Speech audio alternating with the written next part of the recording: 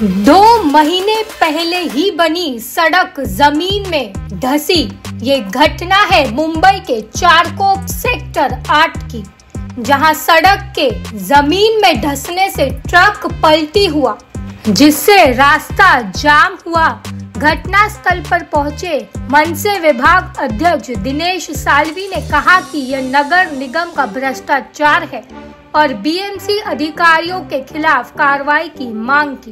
या ठिकाणी पूर्ण महाराष्ट्र येतं हे महानगरपालिकेचा भ्रष्टाचार दिसत आहे। या ठिकाणी ज्या पद्धतीने महानगरपालिकेला आता 1500 करोड 5 जण आहेत, त्यांना ते पैसे कसे गिळता येईल हा दिसत आहे आपल्याला। तशा पद्धतीने या ठिकाणी सर्वीकडे या ठिकाणी 2 महिन्यामध्ये निवडणुकीच्या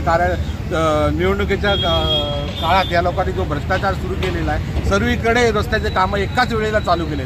सामान्य माणसांना त्रास, रहदारीला त्रास आणि अशा प्रकारचे हे कामं झाले, कारण फक्त या लोकांना पैसा कमवायचा यातून।